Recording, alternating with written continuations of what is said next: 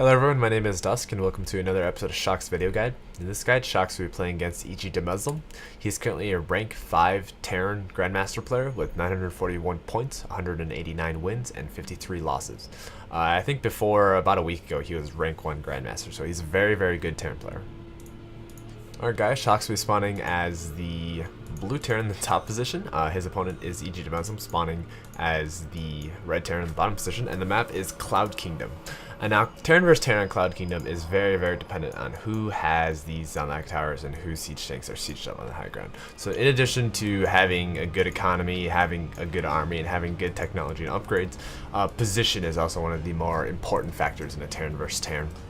So we're going to see that basically the philosophy of Terran vs. Terran openers is you do something funky or you do something standard and you just try to get ahead with that, and ultimately you're going to get a composition of marine tanks and medevacs. If the game lasts longer, there may be a Raven or battlecruiser switch, but usually it doesn't go that long just because it's a somewhat volatile matchup. But yeah, the siege tanks, it does make it a little hard, and then having the possibility for drops makes it a little bit more frantic. And also in Terran vs. Terran, a player could go mech, which is Hellion tank compared to marine tank, but it's more common to see marine tank just because marines are a little bit more versatile.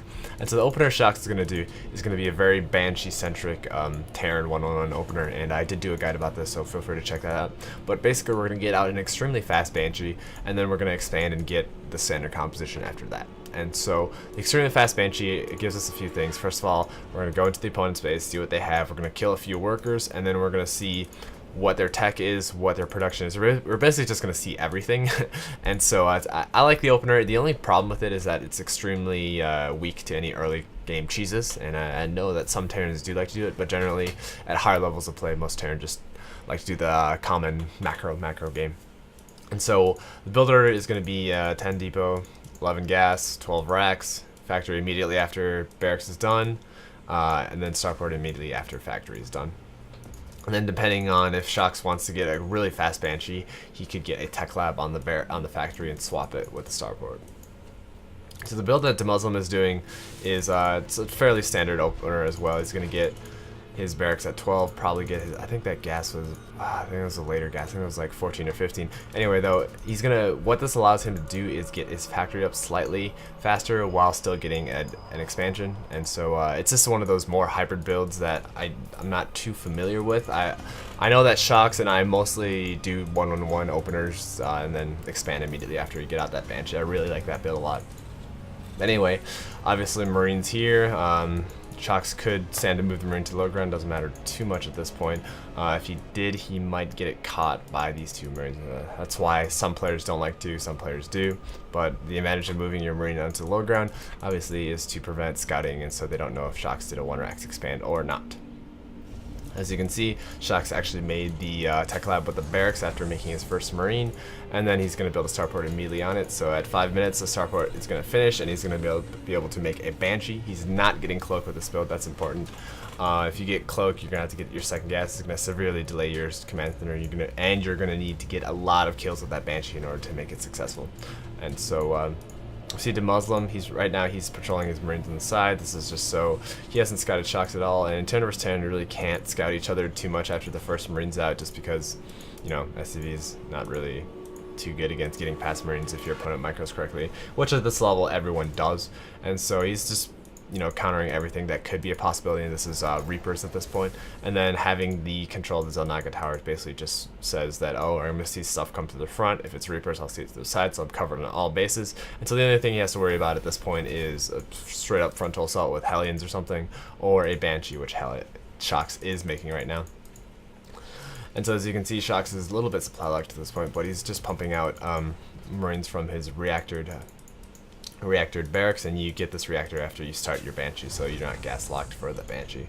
And then at this point, Shokz is just moving out. It's really a little bit cut and dry in the beginning. Just a lot of standard Terran openers. It really comes down to how you jockey yourself in the mid game and how your opener affects your opponent. So as you can see, Shokz is only making one Banshee. The factory takes the tech lab back, and right now he's free to start making siege tanks and his standard composition. You don't need a reactor right away on the starport just because you can't afford to produce directly off it. I know I used to make a reactor immediately just because you're obviously going to make medevacs or Vikings, and so why not make the reactor? But you know, sometimes you like to practice some restraint and keep yourself just making the just keep yourself reactor free on the starport for at least a little bit, so you don't have to just spend the 50 gas. It'll help you get a little bit more gas early game. So as you can see, EGDeMuslim, this Banshee comes in around 7 minutes. It's going to do pretty good damage against EGDeMuslim's units. Banshees are generally really good against Marines. Before Stim and Combat Shield, they two-shot Marines, and so he's able to get a lot of economic damage in. If you take a look at the Workers tab right now, Shokz is ahead, but he's going to be able to kill more and more Banshees. He's got full scouting information of EGDeMuslim's production, and he knows exactly what EGDeMuslim has, his unit composition, and he's able to kill a few workers. In the meantime, you know, as you can see, he's getting his own Marine tank army. He's free to expand basically at this point, and yeah, it's just a really solid opener that I like. Now, let's go back to the production tab, killing more workers. And at this point, I would say that Shokz definitely has an advantage. Very nice play from EGDeMuslim, picking up his Marines so they don't get shot en route and then dropping it on the Banshee. But what's especially important about this build is keeping this Banshee alive. This is just going to make it really, really annoying for the other Terran player. He always has to worry about that, and so he doesn't even know if the Banshee has cloak or not. But a little bit of a mistake by Shokz getting it shot down, but this Viking probably would have killed it anyway.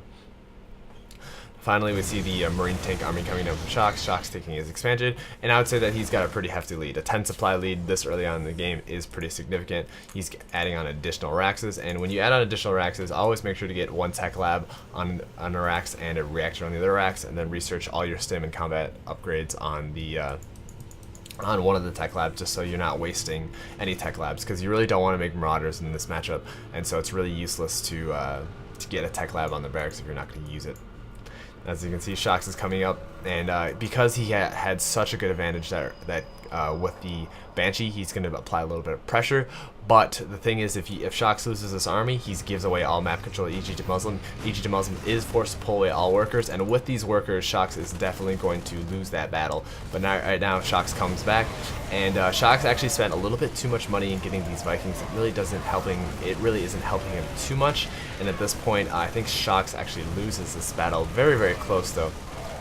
Shokz loses his battle. He essentially loses his map control. There's a little bit of a misstep by Shokz right here, but he loses his map control. He doesn't really have too much rallied at this point, and he lost a Viking there. That was a mistake, but I think Shokz got a little bit too many Vikings for what he needed at this point. I think one Viking would have sufficed. He saw that EGDeMuslim did not have a tech lab on a starport, so basically he was only going to produce Vikings or medevacs, and you really don't need two Vikings if you don't have siege mode and you're not jockeying for that air control for the siege tank vision.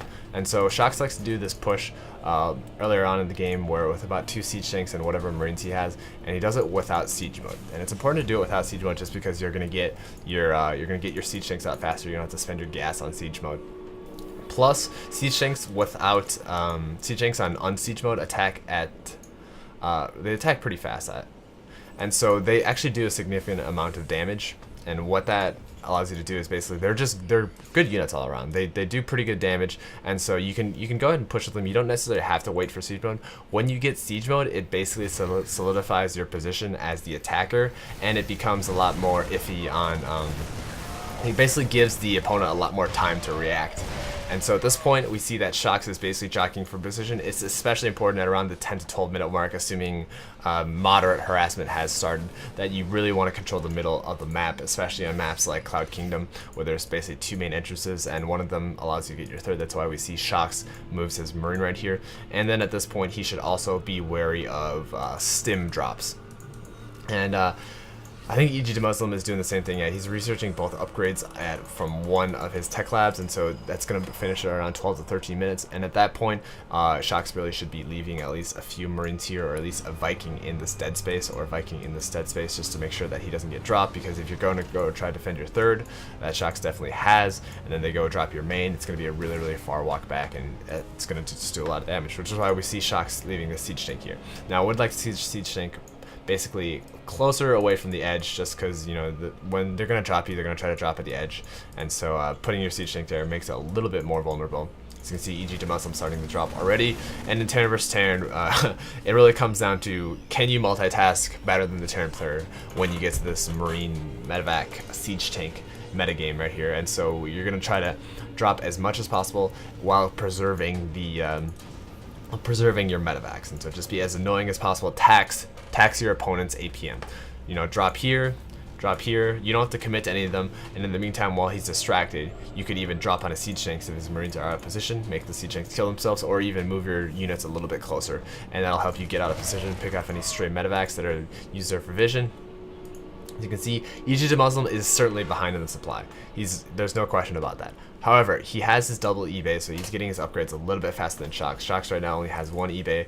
I think he's really, it's kind of a mistake from Shokz. He really needs to capitalize on the fact that he has his economy advantage. The only part that EGDeMuslim has better than Shokz right now at this point is that EGDeMuslim has combat shield, and he also has better positioning than Shokz. And what EGDeMuslim is trying to do at this point is basically pressure as much as possible using these advantages. And so with the combat shield, he's able to engage a lot better with his marines. With this positioning, he's able to just to force Shokz units to be spread a little bit thin in these positions, and he's able to just apply pressure while expanding freely himself. So if we take a look at the income, Shokz is definitely ahead by 9 or so workers, but it really doesn't matter too much at this point, just because the positioning in Terran vs. Terran is what it's all about. I mean, 9 workers when you have 60 isn't that big of a deal. I mean, it matters definitely, but having this position, you know, securing this Zelnaga tower, basically, it doesn't matter if Shokz has Viking control or not. When you have a Zelnaga tower and siege tanks next to it, the opponent can just hold it indefinitely, assuming that you don't have a massive force to try and go ahead and break it. That's why we see that Shokz, feeling a little bit strangled, has to go ahead and try to break one of the fronts. And because he left these 2 siege tanks here, it's just really hard for Shokz to come down this front. So the only way to pressure at this point for Shokz is to come down through this gap or this gap, and EGDeMuslim meanwhile can just go ahead and apply pressure through this side as much as he wants. He basically controls it with that Zelnaga tower control. Now we see these players aren't really getting any Vikings, and that's because when you have Zelnaga towers, having air control doesn't matter, and also scans basically replace the need for Vikings. And so we only have Vikings in these weird positions, and this is just to prevent for any scouting or drops that will come from this bottom side. As you can see, it's especially important to leave units preemptively for a drop. You don't want to have to pull back your army, lose an expansion just for one drop. So we see 5 Marines, 1 siege tank, good enough for a drop. And at this side, a little bit undefended, but only 1 Marine. If we take a look at EGDeMuslim, he's building 3 turrets. Now, why would you want 3 turrets in one area? Well, the point of this is just to make sure that the medevac is killed before even 1 Marine is dropped, and that's especially important.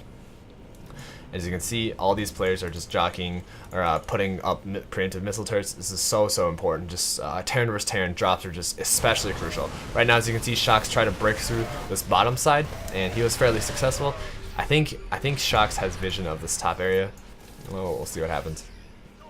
Right now, Shokz is just moving his units down. I think he wants a position to break it, yet he sees that EGDeMuslim has a small army in this top area, so what he's going to do is drop Marines there, meanwhile taking Marines from the bottom and sending them up, dropping Marines in the top area. And what Shokz is trying to do right now is just control the middle area. It's so important to control the middle area, but he sieged up his tanks slightly late, and EGDeMuslim came up with a massive force right after Shokz had to go and use a lot of his units to try and go break the middle area. So right now, EGDeMuslim basically has the army advantage, and this is going to make it really hard for Shokz to secure. He really needs a higher siege tank count. Right now, he's just trying to kill EGDeMuslim's 4th. Shoksz's 4th is almost up, and they're just both adding on 2 Raxes for every expansion they take.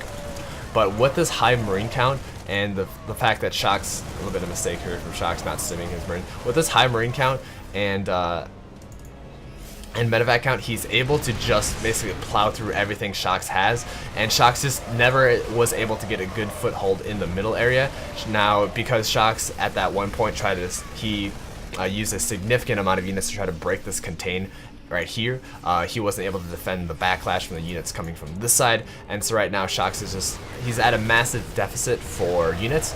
He was forced to trade unfavorably against EGDeMuslim, and this is what is basically getting EGDeMuslim slightly ahead at this point. Right now, EGDeMuslim is free to attack this top side, as you can see, throwing a scan, and Shokz is completely naked on that side. He has to bring in workers from here, and right now Shokz is basically trying to harass as much workers as he can in whatever area he can. So Shokz has secured this path right down here, but he still doesn't have good control of this area, and because he's got naked siege tanks, EGDeMuslim is just able to drop siege tanks onto Shoksz's siege tanks, killing them effectively for an extremely cost-effective trade, as you can see right here. those siege tanks are unable to attack. It's kind of like one of those StarCraft master achievements. Meanwhile, Shokz is trying to pressure as much as possible into EGDeMuslim's third, and Shokz actually committing a few medevacs to this.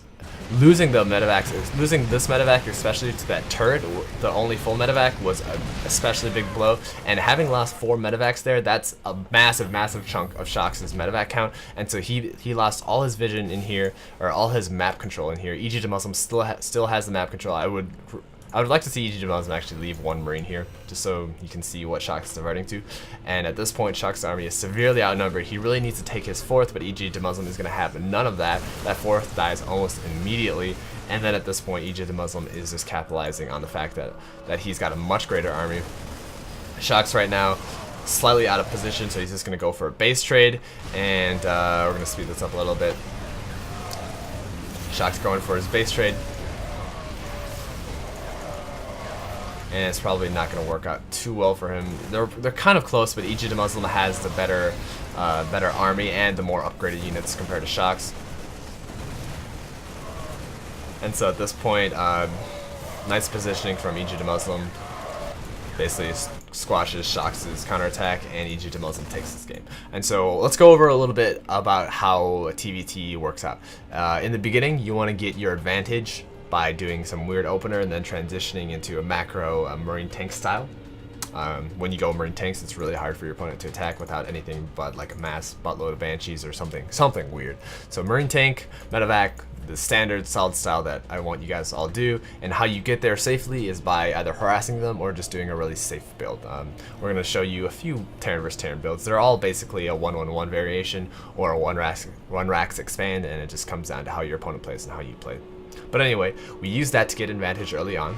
With that advantage, we take obviously a fast expansion, and then we're going to try to take a fast third with our Marine tank army. If you feel like your initial harassment did good damage, you should go ahead and push with unsieged tanks. Unsieged tanks are very good against unupgraded Marines, assuming that you have your own Marines in front, and you can just help capitalize on that advantage. Now, one of the mistakes Shokz made this game was trying to pressure too much and losing that initial army. Having lost that initial push with his 2 or 3 unsieged tanks, he gave complete map control to Muslim. If Shokz just stayed back and defended, or stayed back and just controlled this Zelnaga tower like EGDeMuslim did for a long time, just controlled this Zelnaga tower and capitalized on advantage, he probably would have won this game. Now, another thing that Shokz did, another mistake that I think Shokz did, was only getting 1 eBay while EGDeMuslim getting 2, and that resulted in EGDeMuslim having 2-2 Marines on the way to 3-3, while Shokz only had 2-1 Marines. And you guys might say that 1 armor isn't a big deal, but in Marine versus Marine combat, it's pretty massive, just because Marines only do 1 more damage with upgrades. And so we're obviously going to include this replay for you guys to view. But anyway, if you guys have any questions or comments, feel free to leave it in the section below. Otherwise, my name is Dusk, and I'll see you guys later.